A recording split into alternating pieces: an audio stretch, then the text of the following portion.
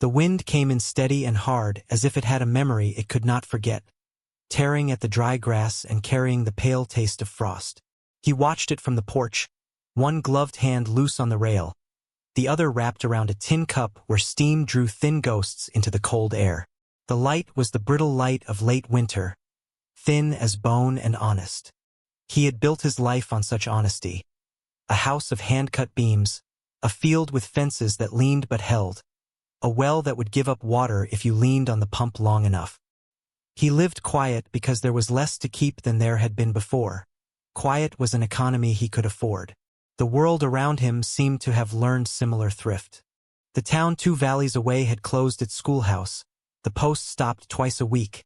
The church bell hung like a patient thing.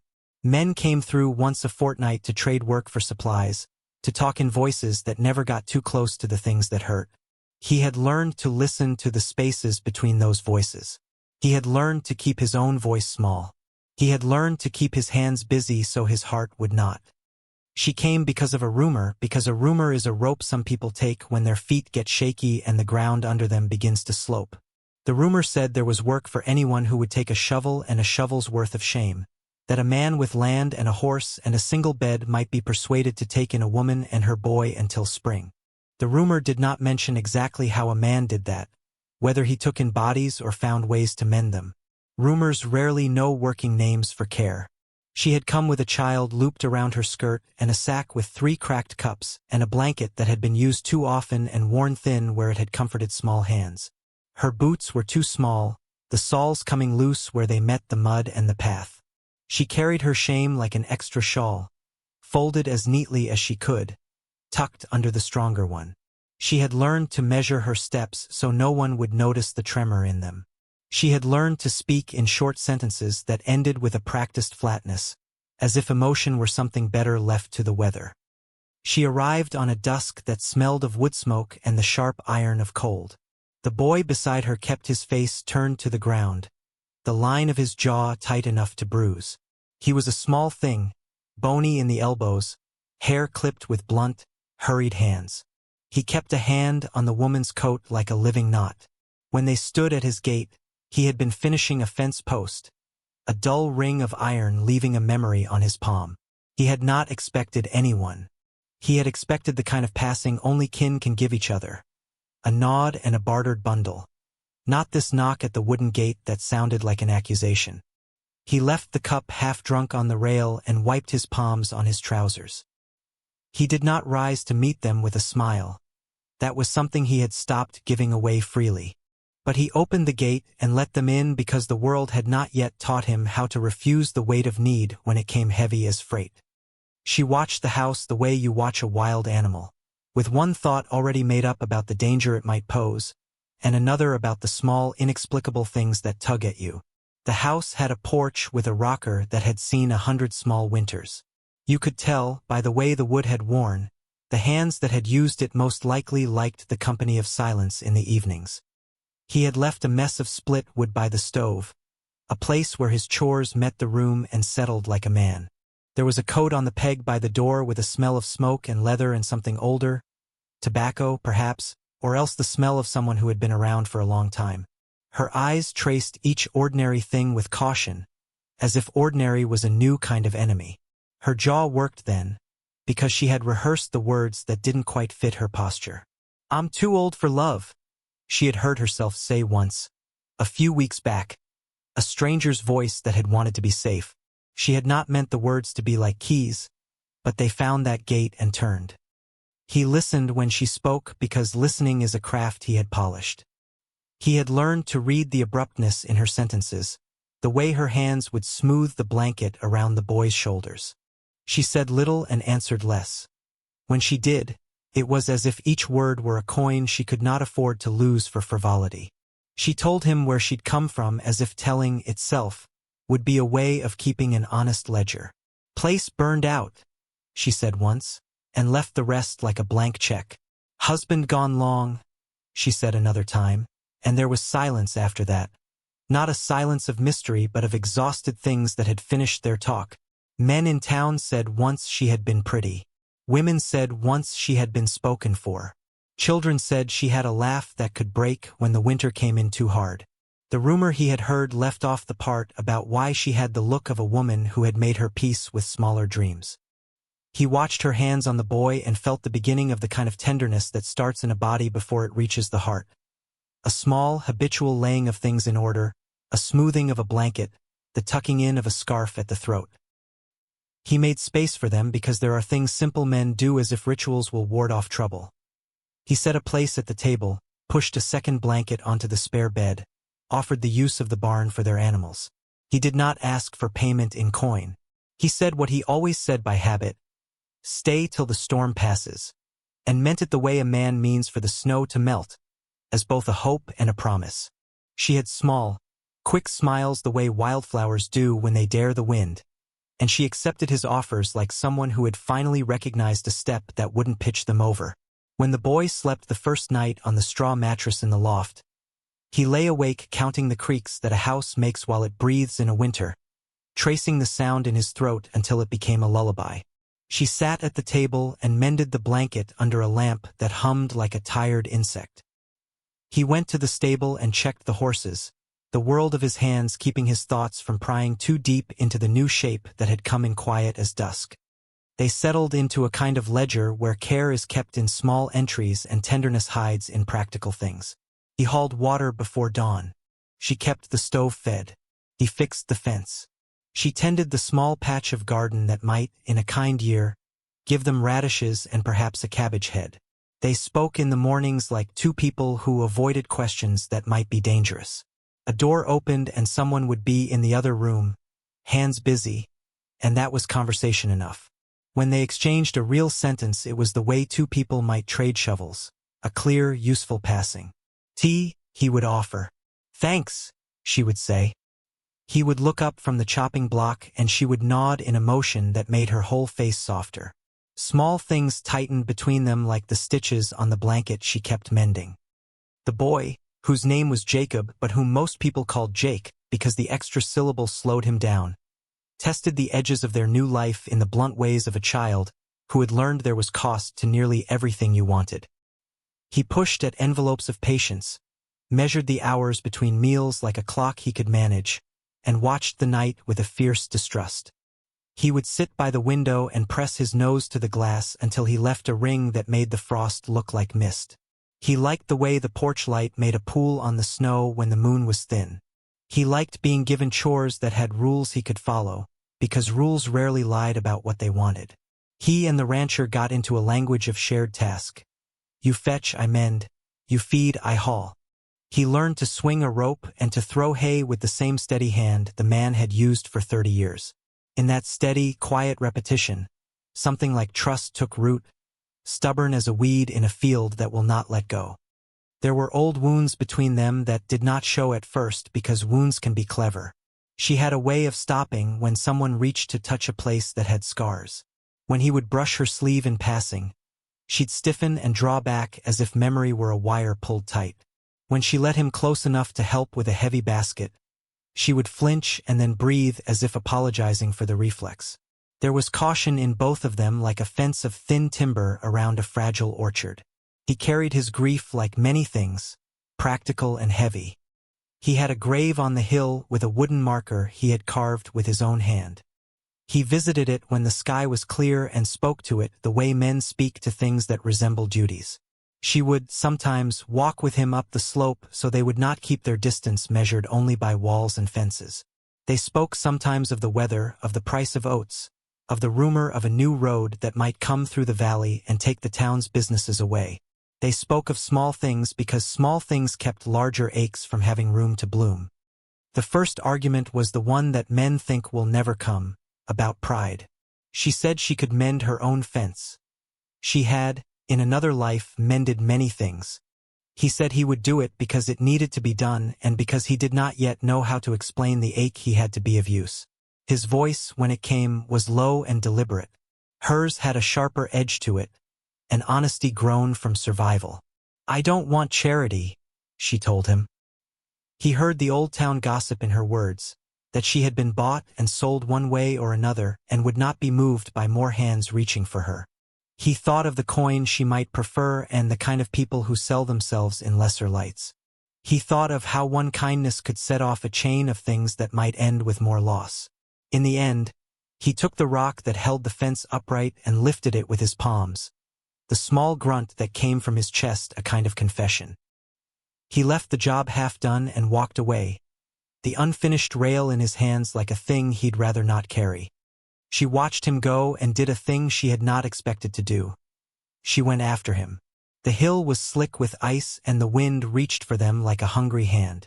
He stood by the fence, hands gripping the rail, and when she came near there was a moment of something in her eyes like a cave opening. "You don't have to," he said, and his voice had the kind of softness that was a dangerous thing. She looked at him as if he had removed a wall and then replaced it with a smaller, kinder one. "Neither do you," she said, and the corner of her mouth went limp in a way that was not quite a smile. They stood there in the thin light like two people who had come to understand that the world gives less than it takes and that sometimes taking is the only way to give. One night a storm came in from the west, the sort of storm that seemed set on teaching all things how to bend. The wind rose like a washing of iron and the snow drove in from directions as if it had been rehearsed. The boy slept poorly, coughing in fits that sounded like something trying to find a throat through a crowd. The house leaned under the storm and the beams sang in low notes. He sat up by the stove, watching the small fires that keep a place alive when the world outside makes war. He listened, as he did always, for the sound of someone needing more than the usual ration of care. Around midnight there was a soft panicked tapping at the door that sounded like worry under a hand. He opened it to find a neighbor, a woman from the town, eyes wild with worry and voice clipped like she had run too fast. She had come with news. The little store had burned, she said. There was a child out on the ridge whose family had been driven from their shack by the drift. Someone had seen a man stumble along the road. The storm had come quick and the world seemed small and cruel all at once. Later, when the first light pushed through the clouds like a promise, they found a shape at the edge of the road. It was a man, and he was young and thin with a coat that hung from him like a blanket that had been used and tossed away. He had frost on the lashes and his breath came in that uncertain way of someone who has run farther than his lungs thought he would. He was not from their valley. He had a name that tasted like a place with too many trains and too many doors. The boy took one look and launched himself forward, reckless, heart on his sleeve as if courage alone could thaw the air. The man was patched and young enough to fear anyone who would reach out to touch him. He had a thing worse than hunger, a sense of having nowhere, which is a hunger with teeth. She moved toward him without counting the cost. She moved because she had been moved once before by things that had less promise than a neighbor's warmth. She crouched and offered bread from her pocket like it was a peace offering. He took it with shaking hands. When she brushed at the frost on his coat with hers, she looked like a woman casting away a dozen small curses. He watched the scene with a sort of puzzled attention that had patience in it. He had not thought of himself as jealous. He had not thought of love as a thing that could make him small. But watching her give without expecting return pressed on him a soft, corrosive sensation he did not like to name. He went to the stable and told himself aloud that it was nothing, that kindness had elastic enough for many, that the heart was a poor ledger if kept by measure. When he returned, the man was sitting by the stove warming his hands as if the room had chosen him. They stayed another day, then another. The young man could not go back into the storm and the roads were drifted. Besides, there was a hurt in him that needed a hand. He fixed the harnesses and made himself useful in a dozen small ways, and in these ways people become part of a place. They ate from the same pot and took turns standing watch when the wind came at the windows like a hunting thing. In this slow sharing, suspicions walked out like birds leaving a tree. Jake liked the new man because he was a ready audience for the mischief of a boy and because he sang small songs in the morning with a voice like cracked tin. The woman watched and sometimes smiled, a small thing that made her face look unaccustomed to gentleness. He found he did not mind as much as he might have imagined. He liked their presence the way a man likes a lamp left on in a room he will occupy soon, a reassurance that the dark may recede by degrees. Yet somewhere in him tightened a hold, like a rope pulled taut until it hummed. The young man left when the road cleared and went with a promise to find a place of his own. He left a small debt of gratitude and a patchwork of stories that would be retold like small coins. The boy waved him off with the enthusiasm of someone who has found a new friend. The woman watched him go like someone who had been given a stray gift she had not dared hope for. It was the leaving that changed something more than his presence ever had. Because in the gap after the door closed, in the hush that followed his departure, the woman looked at the rancher in a way that drew a line and then crossed it gently. "I'm too old for love," she said then, and the words were not an armor but an honest reading of herself. They fell into the room and did not echo. He looked at her and for a moment considered putting his hand over hers. He did not. Instead, he told her something he had not ever said to another person. "I've waited my whole life to be needed for more than a hand at the fence." He did not say it like a man who wanted to be saved. He said it like a man who had discovered the map to a place he had only ever circled. She looked at him with the sharpness of someone who had been given a key without a lock. She had been saying she was too old for love because the world had been taking small things and leaving larger emptinesses. She had been saying it so she might be spared the pain of hope. His words, however, landed like seeds in ground that had been frozen but not dead. She felt something like a tide in her ribs, a shudder that was not quite a sob. She wrapped her control around the words and folded them into herself as if they were frail tools to be honed. She said nothing for a long minute, and in that silence the house seemed to breathe with them, the woods settling in. She folded her hands around the radio and turned it on to a static that smelled faintly of the faraway sea. The moment did not have the grandeur of a confession on a cliff top, but it was steadier, like the harbor light that keeps its place while waves forget to mind the shore. Days passed with a new undercurrent that moved them both. There were mornings he woke to find her already awake and standing by the small window, feeding the birds as if she had found a small mercy's ritual. There were nights he found himself watching her sleep in the lamplight where the contours of her face looked like work that had been done for years and had not been wasted. He found himself making space on the porch for a second chair and looking to see if she would accept the simple invitation. She accepted. She sat with him the first evening he offered, and they shared a silence that was not cold but companionable. He told her, slowly, about the stake he had placed in a life that had taught him only to mend.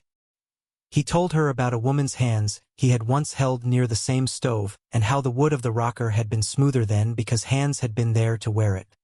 He told her about the child he had never had and the small grief that had kept him steady as a man might keep a groove in a path. She listened, and in the listening she began to speak, not about the great tragic things but about the small ways people keep themselves alive. That a bowl could make a house feel like a kitchen, that the right song could make a night feel easier. She told him of times she had let herself believe in something foolish and how the world had corrected her with precise cruelty, and then of how she had learned to be careful with the truth she gave to others. She told him she was not as old as she sounded, that she had been tired. He laughed a soft laugh then, not mocking but recognizing, the sound like a twig settling. They did not lace their words with promises. They did not make grand plans about marriage or moving. They learned to move within a smaller map where each day could be occupied by mutual kinds of care. It was less like a sudden conflagration and more like coals being tended until they put out a steady, useful heat.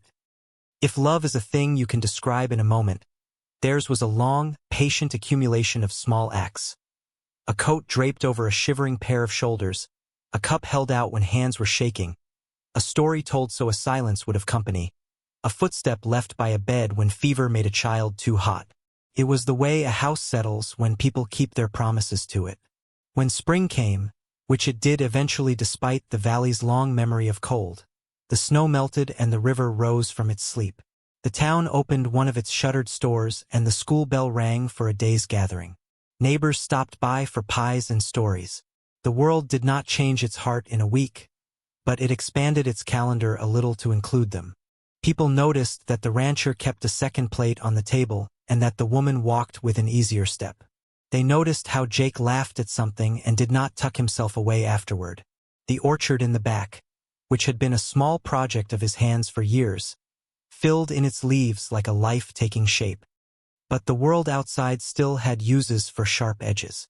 There were old men in the next valley who saw newness as a thing to be clipped.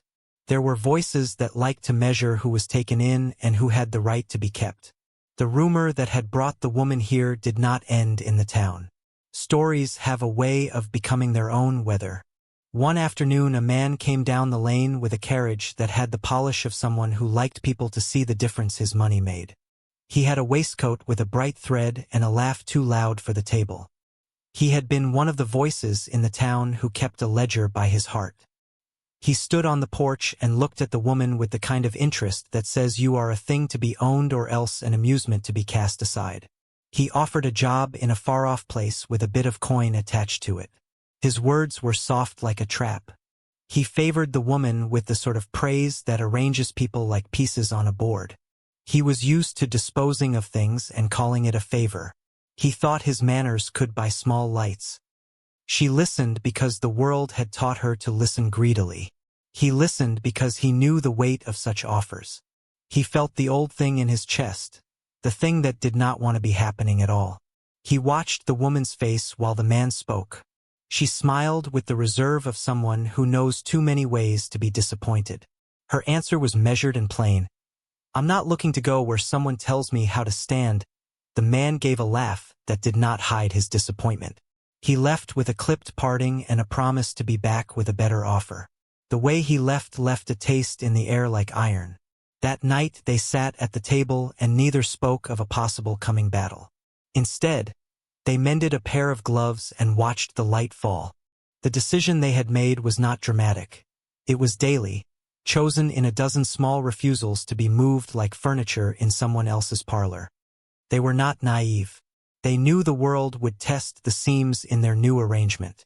They had both borne too much to be surprised by trouble.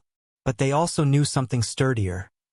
The kind of work that saves a place begins the day one keeps it. The rancher kept the porch lamp lit every night as if calling the dark back from his life. She kept the child's jacket mended as if sewing into it promises. They kept speaking to each other in the few words that meant the most, and in the moments when the man would say, soft and true, "I've waited my whole life for you." The house glowed with a warmth that had little to do with the stove and everything to do with the fact two people had decided to stay. The thaw came slowly, like a promise kept with obvious effort. The snow softened into a wet hush, and the gullies let go of their white teeth. The frozen ruts filled and spilled, and the rasp of dry wind gave way to a new, lower sound. The small, steady thaw of water finding its way. The house smelled of damp straw and lent coal and a kind of exhausted relief. He watched the roof drip for a long time, standing with his hands in his pockets, and the woman moved between stove and table like a small keeping of order against the leak of the world. Jake had learned to take a pail without looking, to lift hay with bent knees and not the back, to tie knots that did not slip when they should not. He came indoors every night smelling of wet hay and earth. He would stand by the stove until his fingers were pink. Then he would go to bed and wake early to sweep the floor before anyone else stirred. The young man who had come in the storm went out when the road opened, and the house made no sound at night that he had not already learned to measure by. Neighbors came and left in a pattern that was careful and a little curious. The woman who lived a mile over brought eggs and a story. The blacksmith stuck his head in twice, both times with grease on his palms and a way of looking at the rancher that asked for no more than a nod. People adjusted their eyes at first, toward the house that had accepted a mother and son, toward the stoic man who did not speak of what had driven him to keep a carved grave on the hill. Questions were asked in small ways. When the merchant rode into town again, he came with his coat brushed and a ledger under his arm. He blinked into the spring light and found that the people who had once bowed to him no longer bent their shoulders so easily. He came to the gate because he had reasons beyond simple curiosity. He had thought to make money of pity or of usefulness. He thought the woman might be pleased by work in town, a kitchen that paid and hands that were known to the law. He misread the quiet in the house. He tied his horse and came up the path in clean boots. The woman stood by the gate with a basket. Jake sat on the rail and watched, chewing a piece of straw with attention that made him seem older than he was. The man at the gate had a way of counting things by their worth. He smiled the merchant's smile and asked for a favor first, a bed with a promise of coins, an option for the woman to go to town and work for him in the folding of fine linen. The rancher watched the man like a person watches weather. His face was a map of lines and dusk. He said nothing at first. The woman's mouth moved and did not form a question. She had learned to listen first. The merchant spoke as if they were commodities. He reminded them of the world beyond this place. The woman asked about Jake. The merchant looked at the boy and offered advantages. Here was the town with its school and odd comforts. There was the prospect of safety in numbers and the usefulness of a ledger's notes. He talked of wages and stability. He could not see, how sacks and coins did not fill speechless winters. He did not understand that hands that had been held would not be offered again without trust. The rancher stepped forward. He said one line, slow and deliberate, and everything around it collected like rain. "You leave," he said. The word was only 2 beats. It was iron in his jaw and final as wind slammed at a door. The merchant's smile thinned. He asked for reasons. He said that the world was better with choices. The rancher had no need to speak at length. He told of no bargains he had kept with himself. He only stood between the woman and a man who would count her like coin. The merchant, offended and stubborn, tried again in a softer voice. He offered more. The woman's eyes went to the boy. She thought of what a school could be. She thought of the smallness of their life and the breadth of hunger she had once known. The rancher watched her without asking. In his silence she read a kind of decision. She shook her head. The merchant could not understand. He left angry and loud enough to scare a bird out of a farther tree. The neighbors quieted in their gossip and then spoke of the man who had stood like a fence. They likened him to old men who had kept back wolves. They said he acted more like a husband than a hermit. They noticed that the woman had not had to explain herself. She had received no coin in exchange. That was the point. She had been offered a life measured in agreements, and she had chosen a life measured in help when it was needed and quiet when it was not. The merchant's horse plodded away, and in the distance Jake waved without knowing why beyond a child's sense of triumph. There was a cry in town that winter would not take back the year. Men brought with them stories of work and dull prosperity. The rancher tended his fields a little more boldly. He took to fixing the fence in the early gray, the pick and hammer marking the slow reclamation of things. He kept the grave mended, the carved name on the rock touched and cleaned. It remained a place he visited every week, a sort of confessing of the self that would not be spoken. He went with his hands in his pockets and stayed until the wind drove him in. When he came home, his shoulders were softer. He let the woman cradle his coat, let the boy tuck it over his knees while they ate. There were nights when the house sat with a kind of concentrated quiet. Shared meal, shared dishes left to soak. The woman mended with practiced fingers. Jake practiced letters on scraps and learned the shape of an A and an M and the stern form of their names. He would sound words aloud on purpose, making little music of them. The young man who had passed through had left a mark of work. A fence mended in a way the rancher liked, a shelf screwed in straight above the stove. The people who came inside the house found the warmth without being compelled to talk about its source. They found, too, that the rancher could be called to small acts of tenderness. He would shift between rooms, bending to do what other men let pass. He would sit with the child and not look away when the boy told of a broken toy he had found in the road. The steady thing between them was not a spoken contract. It was a set of daily things. Bread rising, laundry pinned, boots polished and ready. It was also the way they learned each other's silences. The woman had the habit of stopping in the doorway when the rancher was about to say something and laying her hand lightly where a sentence would have been. She learned where scars met muscle in the lines of his hands.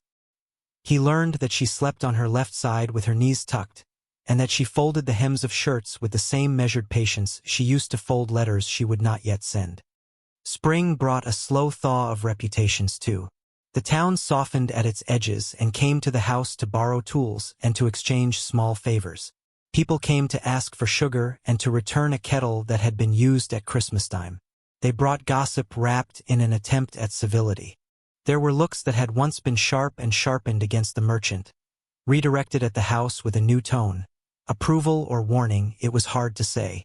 Children from down the road, curious and hungry for stories, came to the porch and asked questions. Jake answered with the blunt truth of boys and made the visitors laugh. The rancher sat and listened to the laugh without feeling it turn the skin of his face. The woman, who had lived a string of seasons and learned to measure laughter by whether it returned, smiled carefully and then fully when the sound would not be taken away. Then, one afternoon when the air smelled of rot and the first green was forcing itself through old brown, a thing happened that gathered the shape of a choice into one hard point. A small, showy man arrived at the gate with a carriage and a note of ceremony in his step.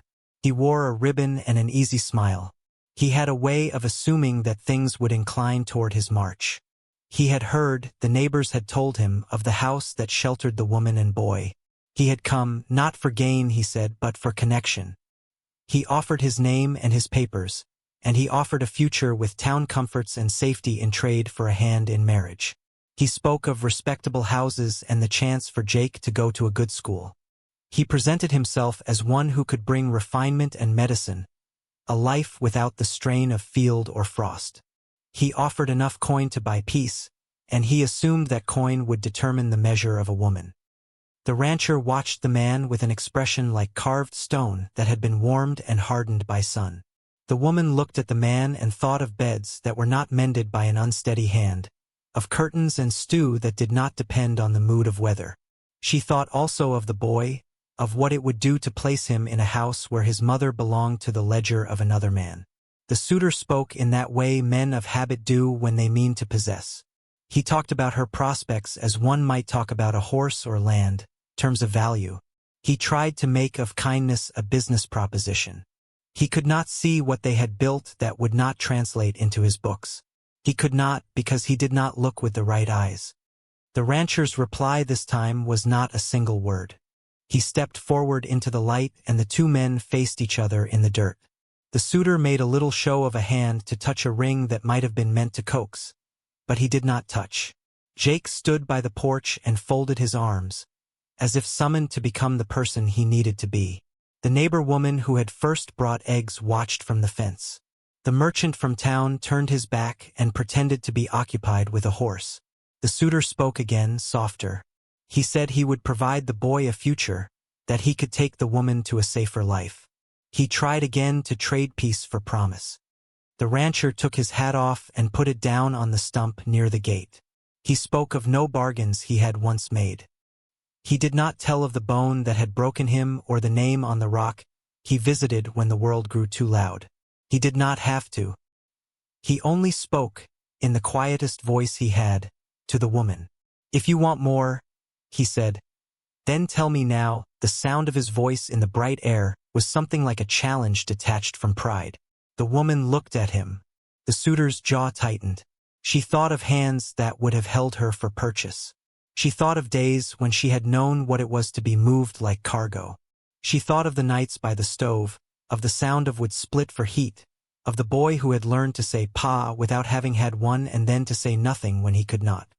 She could have chosen otherwise. She could have taken the suitor's life of polish and taught Jake a life in town. She could have promised herself safety and the easy comfort of being provided for.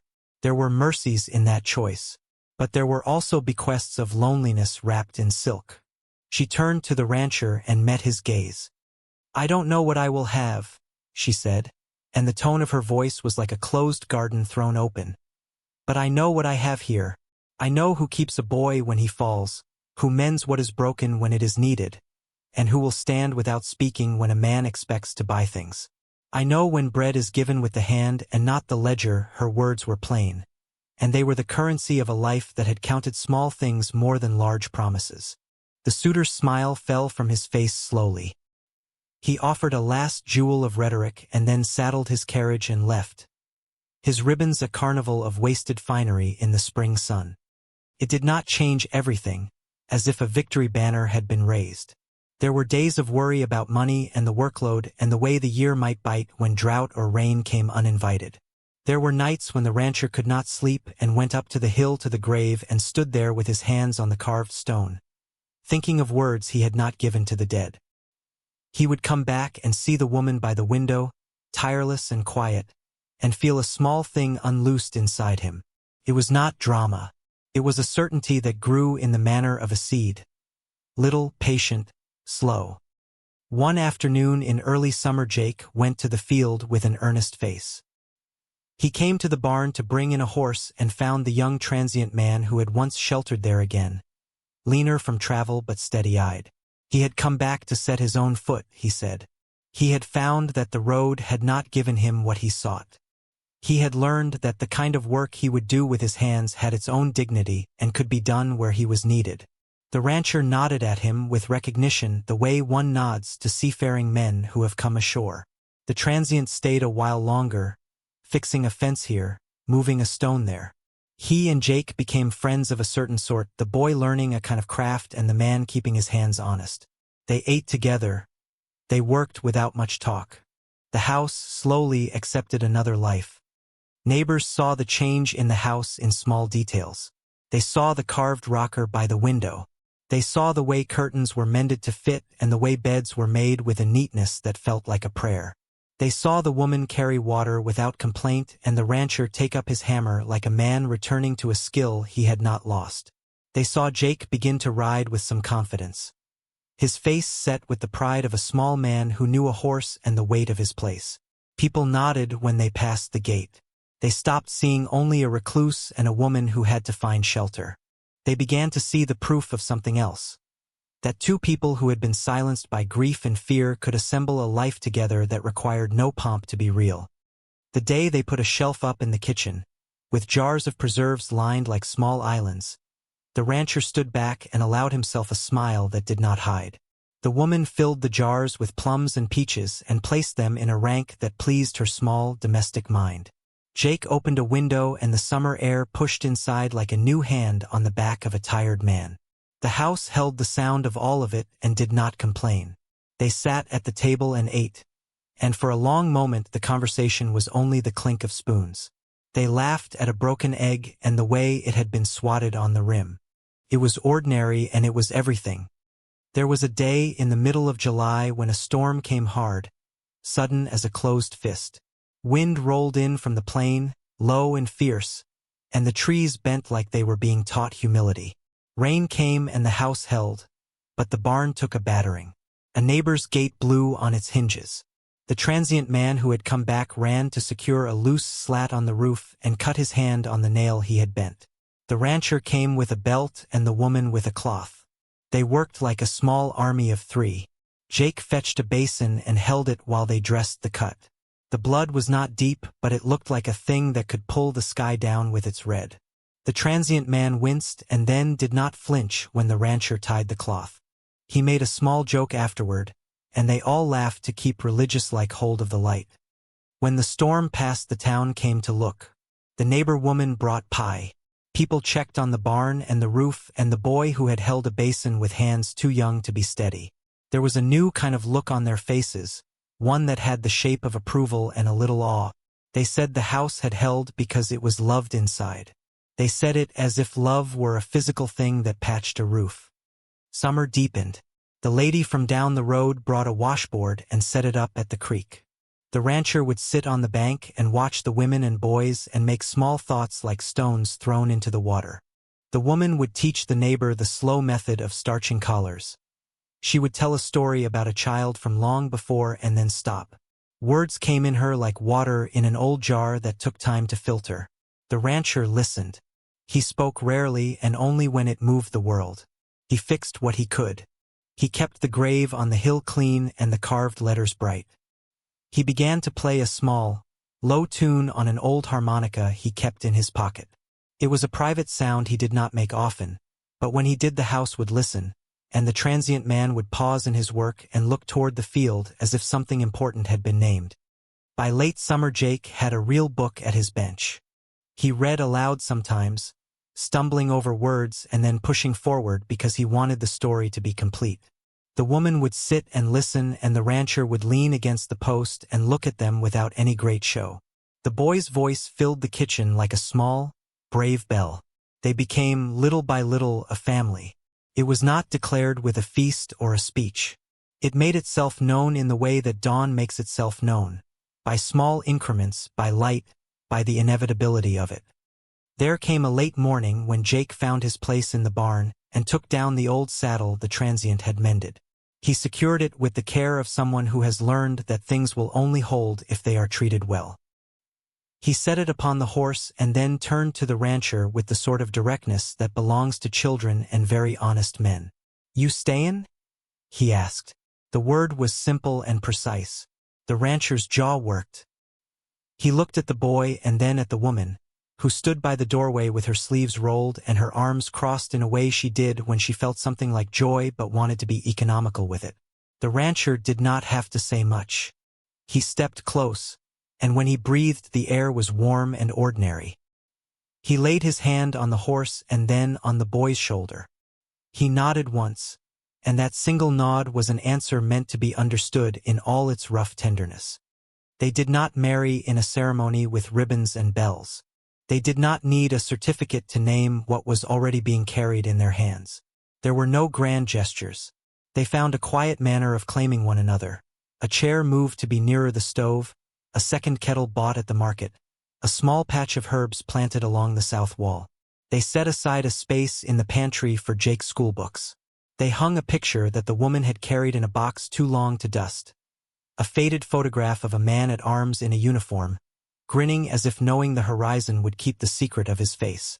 No one asked to see the grave, and when they did go, it was a family thing now. The rancher took them both by the hand in his odd way, and they walked the carved stone path together. Jake left a small toy on the rock, and the woman straightened the marker, as if smoothing a ragged seam. Autumn came the way it always did. Slow, certain, carrying the smell of wood smoke and the weight of harvest. They brought in what they had with calm hands and gave thanks without ceremony. The town had become to them a network of small favors and entrenched goodwill. People stopped to ask about Jake's schooling and the woman's preserves. The transient man stayed on in the end and built his own small bed in the loft. He was no longer a guest. He found a place to fix a cart for the blacksmith and a way to be useful without dictating his story. The merchant of earlier sort came once to town and looked the house over from a distance. He understood, finally, that sometimes coin cannot buy what people keep with their hands. One evening in late October, the rancher sat in the carved rocker by the window. It had been a labor of the pair to carve it together, the woman's hand guiding the rasp at times and the rancher doing the heavy cuts. Fit him like a good coat. The woman brought him tea and set it on the small table. Jake moved a lamp nearer. The transient hummed an old work song in the loft. The house seemed to breathe in a rhythm that matched them. The rancher, whose face had been a canyon of quiet for so long that strangers could read no further, finally leaned forward and reached for the woman's hand. It was a small thing. She did not flinch. Their fingers closed, and there was no announcement, and yet it felt like a promise. They had weathered offers and storms, and the way the town looked on them with curiosity that might have been scorn but instead softened into respect. They had no certificate or clause declaring them a family. They had, in its stead, a history. They had a carved rocker beside the window, the sound of a boy's reading, the scent of preserves on a shelf, and the grave on the hill tended by a man who now visited with companions at his side. A neighbor came late to borrow a saw and paused at the gate, then nodded at the house as if to say that what they had made was to be celebrated in a quiet way. The winter that followed was easier than the first.